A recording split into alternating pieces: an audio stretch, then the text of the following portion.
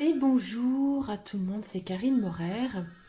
Et aujourd'hui, chose n'est pas coutume, je ne vais pas vous montrer mon visage, mais je vous ai dessiné une surprise, un arbre de vie. Voilà, donc avec les racines, d'accord. La limite de la terre, ici, ça va être tout ce qui va être enfoui, le système racinaire, le terreau. Et puis ici, le feuillage, le tronc, etc., etc. Alors pourquoi je vous ai dessiné cet arbre de vie? Tout simplement parce que j'aimerais faire le lien avec l'énergie d'argent. L'énergie d'argent, en fait, suit la vie, le mouvement de la vie. Et j'ai choisi de représenter, de prendre comme représentation un arbre pour vous expliquer à quel point, eh bien, il est important de considérer cette énergie d'argent comme étant une énergie vivante, au même titre bien que l'air, hein, de l'arbre, ou que l'eau ou que le substrat. Et dans le programme Argent égale joie que j'accompagne soit en groupe, en système de Zoom, de programme sur 4 semaines ou en séance individuelle sur 3 mois ou sur 6 mois, eh bien, je voulais vous expliquer comment, en fait, quels sont les espaces que nous allons ensemble pouvoir dégager pour que eh bien, nous puissions métaboliser un maximum cette énergie vivante qu'est l'énergie d'argent. Alors je sais, il y en a plein qui vont dire oui, l'énergie vivante, l'énergie d'argent. En fait, dès que j'ai une croyance sur l'énergie d'argent, vous voyez, je les ai manifestées ici par des formes pensées. Oui, des espèces de formes qui empêche en fait tout simplement l'énergie d'argent d'arriver en fait sur les feuilles, sur nous dans tous les cas. Hein. Imaginons que cet arbre soit le symbole également de notre corps. Donc le cœur, le sexe, les bras et puis les jambes. Donc en fait, dès que j'ai une croyance limitante qui a été activée par l'environnement, qui a été activée par les croyances transgénérationnelles, en fait, vous voyez, ça se manifeste par une forme. Et derrière cette forme, ça crée une ombre. Et cette ombre-là m'empêche, en fait, c'est un tunnel noir qui empêche tout simplement de recevoir dans cet espace. D'accord? Donc il y a vraiment, nous avons tout intérêt à nous dégager d'un maximum de croyances limitantes, parce que si j'enlève un maximum de croyances limitantes, forcément, eh bien, je vais avoir beaucoup plus de capacité à me laisser pénétrer, hein, par mon esprit, par mes pensées, par cette énergie d'argent, et donc en fait, eh bien, je vais être capable de faire beaucoup plus de feuilles. Et donc, les feuilles feront beaucoup plus de fruits, beaucoup plus d'abondance, beaucoup plus de résultats et beaucoup plus d'aisance. Alors, ce qui est très intéressant également dans ce programme Argent égale joie et bien plus encore, c'est de considérer en fait l'union du féminin et du masculin. Voilà, je l'ai dessiné entre le cœur et le sexe. Ce féminin masculin, en fait, lorsqu'il fait un dans le tronc, eh bien, forcément, le tube, vous voyez, le tronc d'arbre, eh bien, est capable de laisser passer beaucoup plus d'énergie, c'est-à-dire qu'il n'y a pas de séparation. Imaginons qu'il y ait une séparation ici au milieu, c'est un peu plus compliqué, hein, de métaboliser l'énergie d'argent lorsqu'il y a une séparation entre le féminin et le masculin. Donc, en fait, dans le programme Argent égale joie, nous allons œuvrer sur notre capacité à donner, c'est-à-dire que l'arbre, nous donnons continuellement un flux d'énergie, mais nous nous laissons pénétrer également par un flux d'énergie, continuellement. Donc, de pouvoir observer avec bienveillance, eh bien, comment est-ce que je me laisse donner et comment est-ce que je reçois et comment est-ce que je donne, quelles sont les formes pensées. Alors, dans le programme Argent égale joie et bien plus encore, il va être hyper important, voire capital, dans tous mes accompagnements, de voir cet arbre généalogique. Vous voyez, c'est tout ce système racinaire.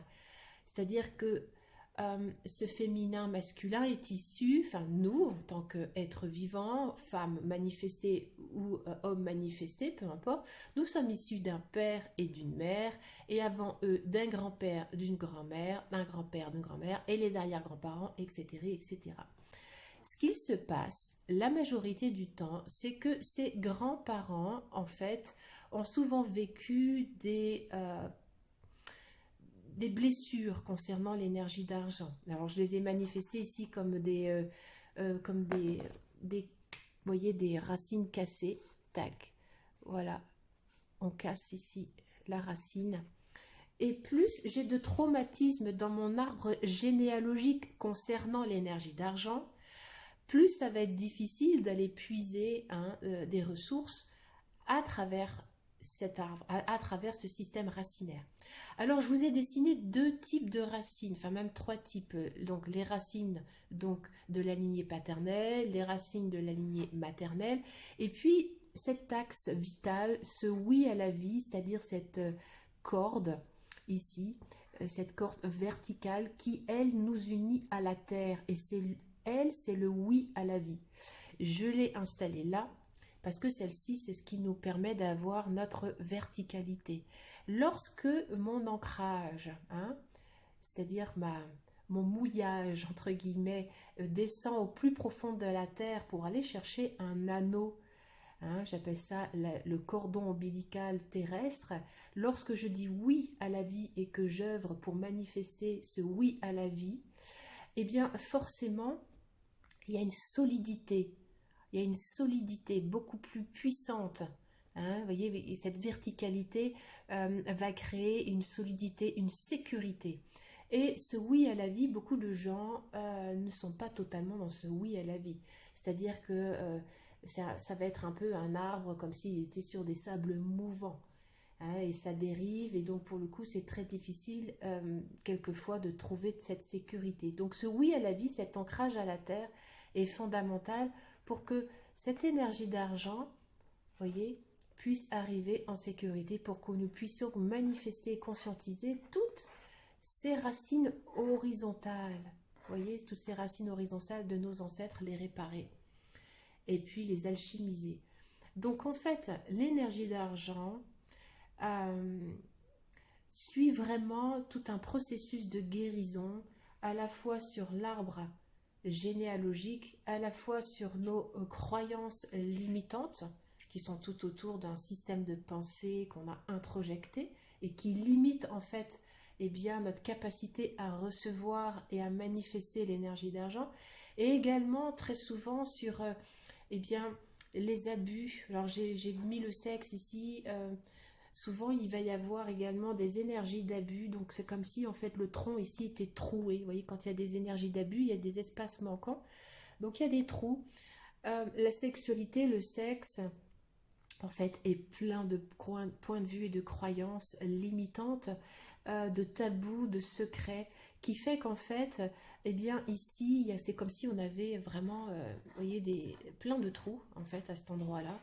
C'est quand même vachement plus compliqué d'avoir de la puissance quand, en fait, mon sexe est troué et miné d'absence, d'inconscience, de point de vue, de jugement, de conclusion, d'enfermement, d'énergie d'abus. Voilà, donc l'invitation dans Argent égale joie, ça va être aussi de venir réparer le Graal. Vous voyez, ça c'est vraiment ce Graal, cet espace, le bassin, c'est vraiment cette partie-là, c'est ce bassin d'où part toute notre histoire. Parce que qu'est-ce qui se passe? Nous sommes issus en fait de la rencontre d'un homme et d'une femme.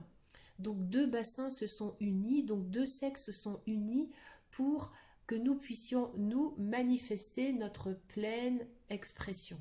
D'accord? Le truc, ce qui se passe, c'est que très souvent, nos aïeux ont vécu une sexualité pas forcément super épanouie, parce que très empreinte du système judéo-chrétien, très empreinte de croyances limitantes également, de tabous, de secrets, d'inceste, d'abus, etc., etc., de viols conjugaux, et j'en passe.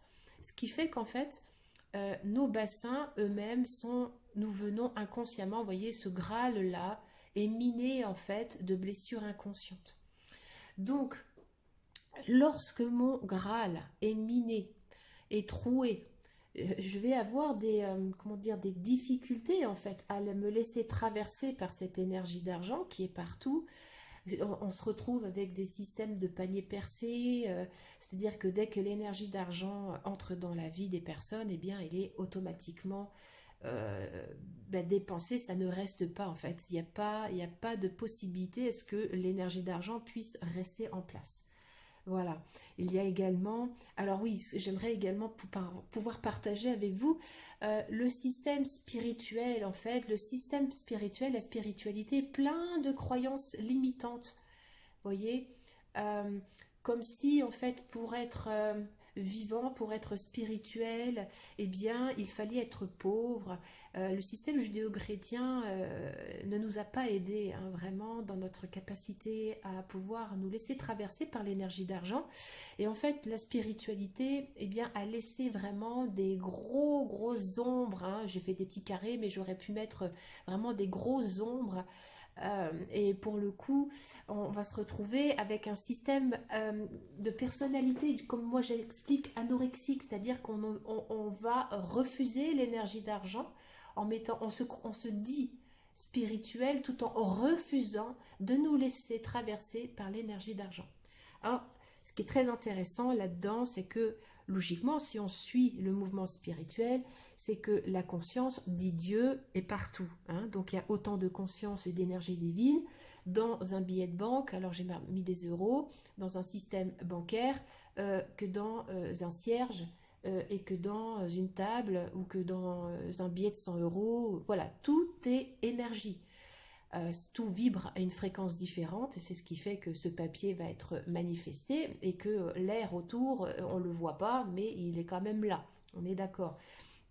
Donc en fait, l'énergie divine, la conscience est partout. Sauf que le spirituel, euh, avec des croyances limitantes, eh bien, nous a privés en fait de cette beauté du corps vivant, de la joie, hein, j'ai fait un cœur ici, de la joie d'être en vie, de la joie de vivre, le plaisir de vivre. Et ce plaisir est essentiellement dû également à une sexualité, à une libido qui peut, vous voyez, l'énergie vitale qui peut circuler partout dans notre arbre intérieur, dans notre arbre de vie. Voilà. Donc c'est ok, il n'y a pas de problème, hein, d'avoir des croyances limitantes spirituelles quant à l'énergie d'argent, sauf que pour manifester des fruits, et d'abord des feuilles et des fruits, et créer et donner, livrer notre parfum au monde et changer la vibration de la terre, eh bien c'est pas en ayant des racines coupées ou des ombres partout autour de nous que nous donnons le maximum. Voilà, je voulais vous présenter un petit peu une autre façon de percevoir argent égale joie. Moi, je me considère comme étant une jardinière, hein, du vivant. Hein, j'œuvre vraiment sur le terreau et à la fois sur les croyances limitantes et surtout que tout ça, ça passe par le cœur de source, un espace de nous qui ne juge rien, qui accueille tout, c'est-à-dire que quand ce cœur est battant, quand ce cœur est ouvert, quand nous sommes prêts à regarder, accueillir avec bienveillance tous ces espaces de nous qui ont cru devoir dire non, parce que tout ça, ce sont des espaces de nous qui disent non, hein. Le plus gros, c'est celui-ci, c'est quand il y a une racine. La racine, au lieu d'être verticale, ben voilà, il y en a une partie qui vient aussi pour rejoindre le monde spirituel, vous voyez. Donc c'est un peu compliqué de s'ancrer à la terre quand il y a une racine, ma racine verticale. Essaye tout le temps de foutre le camp et d'aller se rejoindre. Une racine est faite pour s'ancrer, hein, elle n'est pas faite pour aller voilà, au sommet. C'est ok, il n'y a pas de problème avec ça, mais je retrouve très souvent ces gens-là dans des situations de difficultés financières, de difficultés amoureuses, de difficultés de vie en fait, hein. Il y a vraiment un espace d'eux qui dit vraiment non à la vie, c'est ok. L'invitation dans le programme Argent égale joie et bien plus encore, c'est de regarder cette part-là de nous qui croit toujours devoir dire non. Et cette part-là, ce que j'expliquais l'autre jour en séance individuelle, par exemple, imaginons que cette part-là soit là. Je vais faire la racine comme ça, je vais la dessiner, hop là. Je vais vous la dessiner comme ça. Elle dit non. Ici. Voilà, voilà, avec un point d'exclamation. Elle dit non, pourquoi? Parce qu'en fait, elle croit, cette part, qu'il va falloir rencontrer toutes les souffrances de la terre. Vous voyez, tout ça, c'est de l'inconscient, c'est l'ombre, c'est l'inconscient, c'est tout ce qu'on ne voit pas, c'est tout ce qui est caché. Vous voyez, et elle croit qu'il va falloir souffrir. Elle veut pas, en fait, rencontrer l'ombre. Elle ne veut pas rencontrer, en fait, toutes les souffrances du passé de nos aïeux, qui sont portés dans notre ADN dormant. Donc en fait, cette part-là, c'est de pouvoir lui considérer, lui dire, mais en fait, elle n'est pas obligée d'aller souffrir, d'aller regarder, d'aller être dans la... Oui, c'est ça, dans la souffrance. On peut lui dire à cette part-là de nous qui dit non, hein, d'aller s'ancrer tout simplement à la planète Terre. Directement, j'ai fait un anneau d'ancrage ici, et que la Terre en elle-même, il n'y a pas de point de vue, pas de jugement. C'est un espace neutre, la Terre. Il n'y a aucun jugement de ce qui est bien ou de ce qui est mal. Hein. La Terre ne juge rien. La Terre donne, hein, continuellement. Donc, cette part-là, on peut lui dire, lui rappeler tout simplement qu'elle peut venir dire oui à la terre sans être obligée, voyez, de venir goûter à cette souffrance, parce que tout ça, en fait, souvent dans les racines, il y a des mémoires de souffrance. Hein. Là-dedans, imaginez qu'il y a notre ADN, hein, l'ADN de l'arrière-grand-père, la grand-mère, enfin, tu vois, il y a de l'ADN là-dedans, il y a les traumatismes.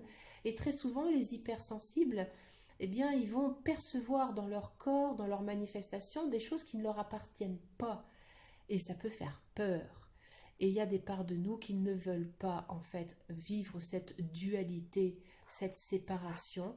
Donc, il y a vraiment une part de nous, quelquefois, qui reste un peu comme en suspension, comme une espèce de bouée de sauvetage. Sauf que dans cette bouée de sauvetage, il n'y a pas de problème avec ça, mais on est à moitié en vie sur Terre et on ne peut pas être totalement aligné. Vous voyez, on ne peut pas être totalement verticalisé. C'est comme si je marchais en fait sur une jambe. Hein, et il y a vraiment... Donc cette part-là de nous qui dit non, c'est intéressant de reconnaître cette part-là et de dire oui à cette part de là qui dit non. Et puis de lui dire, ben, elle n'est pas obligée d'être dans la souffrance. Hein, parce qu'elle ne veut pas souffrir cette part-là. Quand on l'écoute bien, elle ne veut pas souffrir. Donc retour au cœur de source. Retour au cœur de source, à la source de toute vie, là où tout commence et là où tout finit, au point zéro, pour que l'ancrage, le mouillage puisse se faire et que tout ça, ça puisse, eh bien, favoriser en fait la pleine puissance de notre abondance financière, de nos projets, etc., etc. Voilà ce que je voulais partager avec vous concernant, eh bien, une partie de mes accompagnements. Argent égale joie et bien plus encore, les croyances limitantes, la capacité de donner, de recevoir avec l'énergie sexuelle, et puis notre arbre généalogique, notre oui à la vie pour être aligné totalement à qui nous sommes pour livrer notre parfum et enfin se saisir de cette énergie d'argent comme étant un moyen de manifester les fruits les plus beaux et les plus magnifiques pour que nous puissions changer de vibration ensemble à cette planète Terre. Voilà, c'était Karine Morer, facilitatrice en conscience sexuelle et d'énergie d'argent. À tout vite.